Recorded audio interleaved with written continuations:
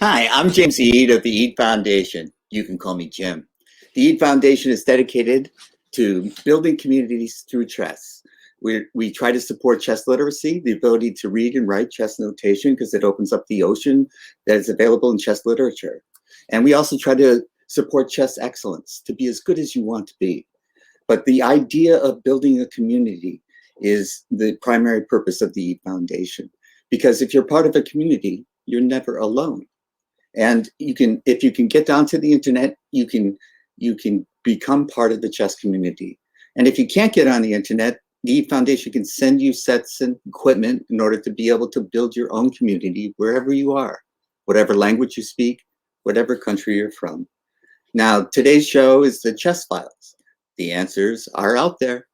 And I have a special guest today, but before I get into that, I want to tell you, you see where I'm advertising my channel, the YouTube channel, the Eade Foundation? This is where you can see all the videos that we do. But if I can get my producer to cooperate, I'm going to change that banner to another one, to my sponsor. And this is the Fort Bragg Dollar Store.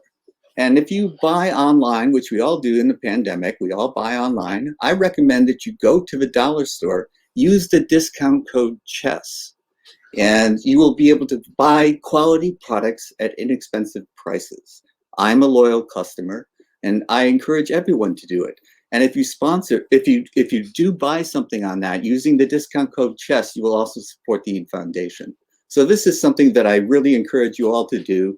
It's a way of building chess communities by introducing chess to the business communities so that they become comfortable supporting chess, because then they think, hey, they'll buy my products. So it's a win-win. And it's a win-win-win if you think about developing countries that need chess boards and equipment and can't afford it. If you have the resources, why not share them? So today's Chess Files, the answers are out there, is about what is the approach of the United States Chess Federation, the US Chess. How are they handling online ratings and online tournaments?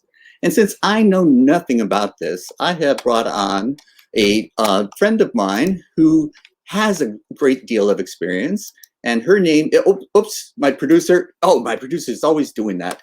Her name is Judith Sztaray. Hi, Judith. Hi guys, how are you? Thanks, Jim, for having me. Oh, thank you for being on, because this is a complicated subject that I know so little about, and I wanted to bring on an expert. Thank you. And I think you're an expert because aren't you on multiple committees for the United States Chess, US Chess? I am on multiple committees. I don't think that makes me an expert in this particular subject, but yeah, I am. You know more than I do, so. Yeah, I lead the U.S. Chess Federation Clubs Committee together with Paul Covington, Sean Monros, Sophia Rode, Abel Talamantes, and others. So I'm really lucky to work with them in that committee. I'm also the vice chair of the Accessibility and Special Circumstances Committee. It was led by Janelle Lossoff, the amazing Janelle Lossoff, and she gave the torch to Stephanie Burke. She's out in the East Coast in the DC area, and we're working together to make chess more accessible. And I'm what makes me an expert in the online rating and online chess is I was honored to be a part of the online play task force that US Chess put together back last year in May. We were a team of 7 or 8 people, and we basically redeveloped the Chapter 10 rules that's currently in effect, or the delegates voted on it, and it's part of the US Chess rules currently for online chess. Oh, I see. So when you mentioned the delegates and committees and all this stuff, the U.S. chess structure, correct me if I'm wrong about this, you have an office where you have the people that take care of the day-to-day business of the federation, of the organization. And then you have an executive board that provides oversight, financial credibility, and policy-making decisions. And then you have a board of delegates. Is that correct? From each state. So every state has a delegate that they can go, and so you have to get delegates' approval to introduce rule changes. That is it. Yeah, that's correct. Yeah. So, okay. USCF is a membership organization, and similar to actually the US election, like every state has certain amount of delegates based on how many was the population, I guess, or the chess Right. population. Right. And California doesn't have enough of them, by the way, but go ahead. That's one of the few states that are, well, California is actually split into two state affiliates, the Northern California and the Southern California. So we have two states for California. And well, that sounds fair. Yeah, that sounds fair. And we also have one of the most delegates, if not the largest delegate for US chess. I think we have probably around 7 or 8 delegates, just Northern California itself, whereas other states only have 1 or 2. So I think it seems fair, but I have to tell you, I've never looked deep into the structure. Okay. But basically, the executive board provides directions to US Chess, as I understand, and if those directions, or if any delegates want to make a motion to have a change affected, they can put it on the agenda of the yearly delegates meeting, and delegates can vote, discuss, and vote on it. And this happened after the online task force finished their work. We had the completed new proposed Chapter 10. Oh, let me stop you there, because I don't understand this. Who appointed this task force? Was it the executive board, the delegates, or the executive boards? The executive board. Okay. Yes. So the executive board established this task force and said, "You guys figure out how we're going to do this." Yeah, exactly. Okay.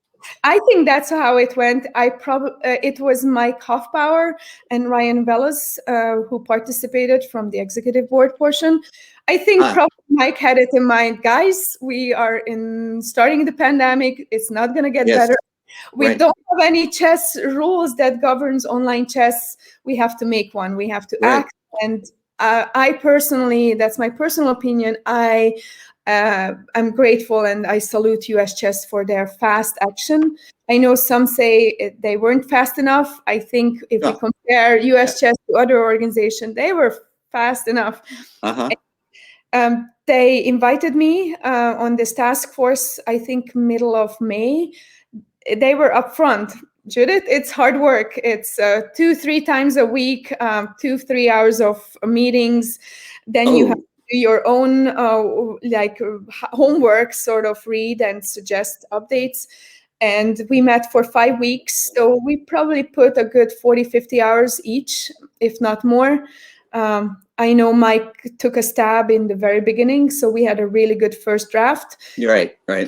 That sounds very professional. It's very professional. I mean, anyone knows Mike. He knows, they should know. He runs a tight ship, just like in the army. Yeah, okay. Cooking and everything. As long as you know what the rules are, you can play by them. Exactly. And I learned so much from him, how he runs a task force efficiently, no wasting time, and very efficiently. And he's really amazing also combining all the feedback into one document and then bringing it back. So it was really, really efficient. So good. And if you and I both appreciate efficiency.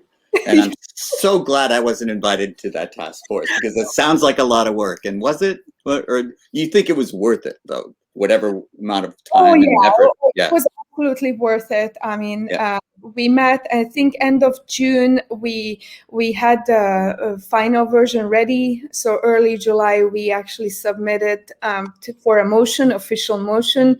And the delegates meeting were online this year or past year.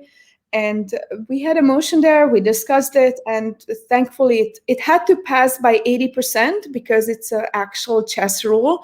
So we were holding that, and I think it passed by 87%, if I'm correct. So that's hard to do, to get 87% of I know. A group of people to agree to anything. I know. It just showed, I think, that the whole chess community were really thirsty of official rules that you, Yes. as an organizer, can lean back and say, well, Right. I didn't make up these rules. US Chess has these. Don't Yeah. blame me, right? Right. So, No, and it's absolutely necessary to have, Yeah. have everybody playing by the same rules. yeah. That's what governs the play of the game of chess. Yes. You have certain rules, you can't violate those rules. Yeah. And when you make it go from face-to-face competitions to online, there's a whole new set of challenges, I would imagine. Exactly. Absolutely. And so you have to develop new rules to handle the new situations. It makes perfect sense to me, but I'm going to disagree with every single decision you made. Well, I mean, disagreement can lead to an eye-opening discussion. So I think I am actually welcoming disagreements, and I love a good discussion. So I My would. goodness. Good for you. Yeah, that's wonderful because, because we're chess players, we tend to be introverted and stubborn. And so we think things should be done our way. And so you will face disagreements. You will face challenges. And to have your attitude, I think is just so refreshing to hear. You welcome it. Of course, you should expect it, but also be welcoming, and not when someone says, I think this, you go, no, this. That's never going to produce the optimal solution. So welcome their input, value it, respect it, but then make a collective decision and say, this is the path forward. We can't just stay in limbo. We have to decide. Yeah. And so how about that? And have you done any of these competitions? Have you implemented these ratings and tournaments and used the tournament ratings? So I'm not just speaking, I'm actually doing it every single week, multiple times, both for regular and adults, and for scholastic chess. Oh, good for you. And that's what I'm actually very proud of. Well, having online tournaments for adults, that's sort of one thing, but having online rated tournaments for kids, because they can't go back to online over the board chess, and it's going to be a little bit until we can open that up for kids. Who knows when, right? Who knows when? And this provides them a good bar of, okay, where I am at, and the thing is that since no over the board tournament, but they have all this time online, they are getting better, right? So Sure. Online tests, I feel, and online rating is a really good measure of, okay, where they are at, and if they are progressing up and up, that's a legitimate progress, and we shouldn't say, okay, you can be this good this fast. Well, you can. Just here's the proof. And so I'm very happy we are running online rated tournaments for kids every single weekend, and wow, with 20, 30, occasionally 40 players every single weekend. So it's not a lot, but it's a good bunch of kids, and I love every single week. So yeah, and you're probably not the only person in the country doing this. No, we are not. There's a few other organizations out there running online scholastic chess. I know East Coast have a few. I know up in Seattle, they run the Washington State Federation does a really great job. I Good know for you, Washington. Texas and Arizona. So yes, yeah, I know people in both places that I have a lot of respect for. I'm sure they're doing all of the right things. So yeah, that's good to hear. So it's really the whole country, and wherever you are, because it is a federation of states in large part. There's obviously the national governing organization, but it's really the local organizers, the state organizers that really are the backbone of the organization. And so throughout the country, people are providing the resources for people to play online. Yes. Yeah. So you have national competitions too, though? Yeah, and national competitions are trickier, obviously, right?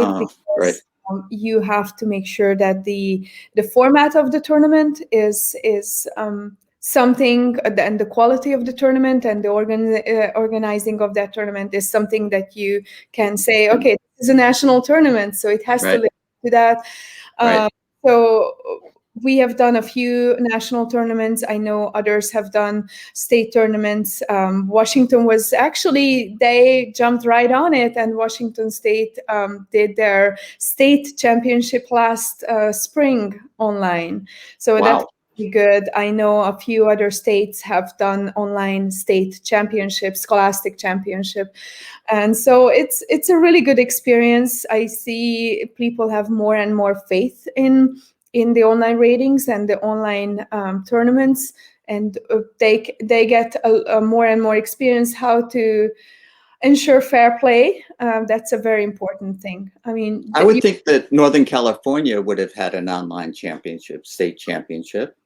Yeah, I don't want to comment on that. I'm not on the Cultures board anymore, and I don't want to comment on that. I'm sorry. But I thought because I heard that Sam Shanklin, Grandmaster Sam Shanklin, won the online Northern California Championship last year. Yes, so the you sponsored one, and yes, you did. Oh, that's right. I forgot. My producer's reminding me. Yes. Round robin. That was so much fun. We invited. Yeah, that was great. I remember six players, and so we had all titled 3 Grandmasters. 3 IMs, and the 3 IMs were Falconer Award recipients. Yes. So it was so much fun. But I'm more like Scholastic Championship should be online too. Yes, I agree. Propose it, but it's up to Cultures what they do with that. So I'm sorry, I'm so self-serving that way. I just wanted to get in. No, and that was a really fun event. Yeah. The really cool thing what we did is it's a round robin, and we could actually have long time control tournament rated. I think it was just in time for being able to rate the tournament. I think was early June when US Chess came out with the rating system, with the ability for affiliates, like any affiliates in the state nationwide, they could run online rated tournaments. So it was a really fun event, and we published it live and everything. So I know I very much enjoyed being part of that, but I do think that these are the types of things like, when I first started playing online, it was in the old days when the internet was new, and we had all these troubles with lag. You would make your move, but it wouldn't be communicated for minutes, and then your time would run out according to the other person. And we had all these kinds of. Is lag a problem now, or is that something that was in the bygone old days? Oh, internet will always be a problem. Lag will always be a problem, and I'm kind of praying my Wi-Fi doesn't fail on me while we interview. Me too. And so and unfortunately, that's in the rules. Internet and securing a good internet is up to the players. And I, for one, know even if you have the best internet, even if you pay $300 per month or whatever, how many dollar per month, it can still get. It could still shut you down, and there's no guarantee. But unfortunately, these are the risks you have to assume as a player when you sign up for an online tournament. The other risk is the mouse slip. There's no guarantee you won't make a mistake. I certainly did. I've done it. Yeah. Didn't drag my king all the way, and it didn't cancel. That's things typical. Like that. Or you drag down your queen because you want to capture, but you unfortunately drag down. One square less. Yeah. It happened with everyone. So unfortunately, these are the things that as an organizer, I can't grant takebacks. There's no takeback. You have to assume, and believe me, players will say, oh my God, I really wish. Well, and they learn, and they are thankful for us later to uphold that rule, because they want to face the exact same as in the opposite direction. Right. And it'll even out in the long run. But it's like touch move over the board. You touch a piece, you have to move it. Sorry. Exactly.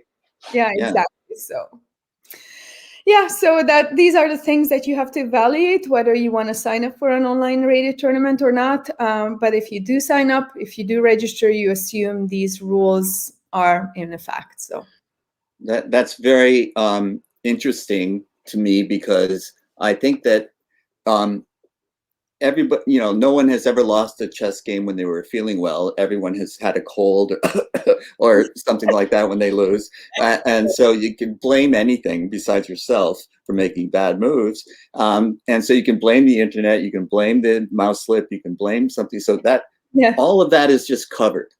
You've thought of all those possibilities, you've covered it, and you said, hey, look, you sign up, these are the risks. Yeah, exactly. If this happens, sign up again for the next tournament and hope your opponent loses on time. Yeah. And I'm sorry to make a joke of it, but it's a very serious thing. Exactly. And I'm really thankful for the scholastic, well, not the chess community. I think most of the players know this by now, and they are not giving us a grief. And wherever I go and whatever organization I'm tournament directing, we encounter players all over the nation who accept these rules, and it's really nice. It's really nice. It's great. It's great because what choice do we have? We can't meet face to face now, so we have to do it online. Online is not perfect, but it is what we have. Yeah. Rather than wish for what we can't have, it's best to be grateful for what we do have. Exactly. And so this is the online competition is now the only way to compete.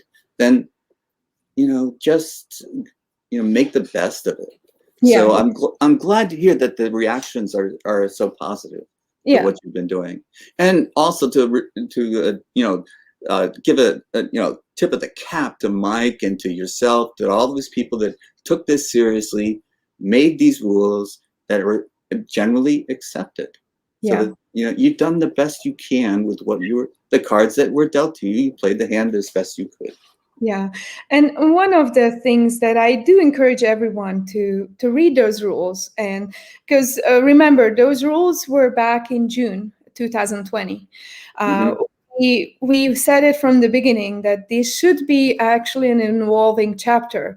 We didn't put any specific technical descriptions because we knew that the technical background is changing all the time. We didn't want to restrict the rules for certain technical settings that were true back in June 2020. We are in February 2021. A lot has changed and a lot of improvements, both for platform and for everything. So we didn't want to put in that technical restrictions, but at the same time, with every tournament, I learned something new. Every single tournament, there's new experience, there's new takeaway message that I put in my brain, and you file it. Yeah, I file it and I say, okay, I'll try to do better next time, or I try to be prepared for next time. So everyone should read the rules, and if they think they can make a good suggestion how to change and update those rules, please feel free to submit a motion, and then delegates will discuss it in August, and hopefully we can amend some of those rules to make it better. And I certainly know that a few of those are in preparation already. So just there's you can always help to make it better. Right. Well, and it's also, one of the things that used to set me off working with organizations like this, which are basically volunteer-based, where everyone has their opinion and thinks it should be followed. When you put in a lot of hard work, you feel ownership of it, and so you're kind of resistant to change. You're resistant to people to criticize your hard work, and you seem to be open to these suggestions. And like you say, you're learning as you go. And so there's nothing that can't be improved. So just be open to the changes, the suggestions, and discuss them. Like the delegates will discuss them and say, well, that's good for this, but it's not good for that. And come to a reasoned conclusion about what you should adopt as a change and what you shouldn't. And it seems like once we get past this pandemic, you'll have it down pat. And we can go back to over the board. Will online chess cease to exist? Of course, no. Right? So I think it will be first couple of transitional half a year will be hybrid, right? And then even if we go back to over the board, we're still going to have online tournaments. Absolutely. It's actually convenient for some who are living in a remote area or spending a lot of time in traffic or lanes and everything. So I think it's an alternate. So yeah, because you don't have the expense of the travel, the hotel expense to stay, and and then you're not eating properly or sleeping properly, and now you can play online and you can take care of yourself the way you need to take care of yourself. exactly. As an organizer too. Yes. Junk foods I'm eating when I'm organizing a I tournament. know. Now I just go out and eat healthy. Yeah. My husband is cooking. So, yeah, or something that you never would eat normally. You would eat when you're that tired and hungry. It's like Yeah, exactly. So yeah. No, it sounds like you've done you've put your best foot forward, and you're open to suggestions to do better, and eventually it's going to be just a routine experience to log on and play in a chess tournament. But what about I talk about the elephant in the room when my producer's telling me there's an elephant in the room. What about cheating, online cheating? What do you do about that? I mean, you can't. well, that's the elephant in the room, and every single tournament and every single organizer has to deal with that, unfortunately. Right. So I always like to explain to people there are 3 stages: pre-tournament, during tournament, and post-tournament. And every single stage is very important. So if you want to go into discussing that, I'm very happy to do that. So. Oh, well, I just want to know that you're not only that you're aware of it, but what are the actions that you're taking? Like you took post-tournament, I assume that's a review of the games? Yeah. So post-tournament is hard work, but everything is done by that point in terms of players play the game. So you gather the games and you submit it for fair play review. There are certain levels of fair play review. Standard is platform review. Whatever platform you're running on, that platform has a kind of standard automatic process to screen games. If you want bring a few games to their attention, they're gonna pay extra attention to that. Then the next level, or as a separate, not next level, but as a separate process, I personally always go to Ken Regan, Dr. Ken Regan, University of the Buffalo. I mean, Ken, thank you so much. Whatever you're doing is outstanding and amazing, and I have no idea where he finds the energy and the stamina, but and he's so fast at it too. It's amazing to me. It just blows my mind. Yeah, fast and efficient, and I just rely on his data 100% and almost blindly because it's so good. Statistically, he has proven. He's employed by not employed. He's applied by FIDE, by USCF, by all over the world. So he's a worldwide expert. He's been doing his research for almost 30-40 years, and he has a wealth of data. That means statistics, that means backing up patterns and logic. So we submit the tournament to Ken. We have to do a little bit of pre-work to make the file so that it's easy for him just to put it in into the system. And he uploads the report file, and we click on it, and we see which player might be a suspicion of cheating. And there's a range where we as organizer think about the data, right? There's a range where it's super clean. There's a range where it's not sure. Let's look into it. There's a range where it's almost 100% cheating. Yeah. And then what do you do with that data? And that was my next question, right? Yeah. And I don't want to make it about the cheating. I don't want to make the show about that. But you have things in place, and I have to tip my hat to Ken as well. What a wonderful service he's providing to all of us, all organizers everywhere. And so the idea is that you have a system in place and you apply it, and you apply it as objectively as humanly possible. Yes. And including the data, which is more or less objective. And so you then what if you've identified it and it was a tournament winner that has been cheating for the entire tournament? What do you do? So my curiosity. I personally like to get a second and the third and the fourth opinion. So I have my beloved GMs across the country, all over the world, and I send them for a separate independent opinion. So when I actually flag someone, when we conclude this person is cheating, it's not only the platform, not only Ken, but Right. only GMs actually independently, separately confirm that, yes, there's no way that person played fairly and honestly on their own. Then we go and talk with the player. If it's a Scholastic player, we probably talk with the coach or Or the with parents. Yeah. first. Yeah. We talk with the player first, and things like that. There's usually an admission, 99% of the time there's an admission, but we're not looking for admission. At that time, we made up our minds that we believe all these independent reviews. We're not looking for admission. We're just informing the players and the parents, this happened, take it, and then try to improve. And then what we as an organizer or the TDs have to do, that's regulated by US chess rules.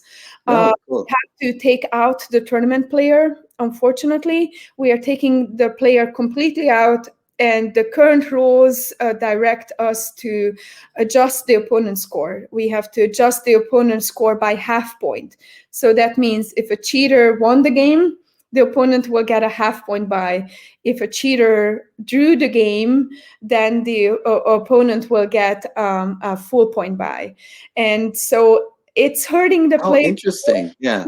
It's hurting the player still because they are from the tiebreak score. Sure. But this is the standard process. It's the best you can. You're doing the best you can. And this is a rule that organizers have to apply across the country the same way. So whether you agree with this or not, that's personal opinion. And personally, I'm happy to say my personal opinion. It's not fair. It's not fair to take out a fair play violator from a tournament cross table, because it's not. There was a famous example of this done when Lev Albert had a score in a tournament, and his name was erased, but you could rebuild his score by looking at his opponent's score. Yeah. So it became one of these laughingstock incidents in chess. But this was over the board competition where you try to, for other reasons, just, make that person a non-person. So, but Lev Albert seemed to survive it. So I think going on to win multiple U.S. championships, I think anybody that runs into this kind of thing, they will survive it. Chess will survive, they will survive, but they will go on. And, as you point out, maybe there is a fairer system, but right now it's equally applied across the board. Yeah. And that's the best we can hope for now. And maybe the delegates will decide that there is a fairer way, there is a better way. And then you'll implement that system, and then it'll be applied across the board. So if you don't agree with this rule, try to develop a better rule and suggest it and make it a motion. And I know a few other TDs across the country are working on that. So I'm very happy to hear that. I don't have to do the work. But yeah, and let's see if there's a fairer way. But there's always a way. And I think it's also important what we are trying to relay, especially for kids. I mean, kids, the physical development of the brain. I mean, they are still developing what's right, wrong, what's the consequence, to understand the consequence, right? And the parents have a huge role to play in this, to make them understand what are the consequences and to tell them what's right and wrong.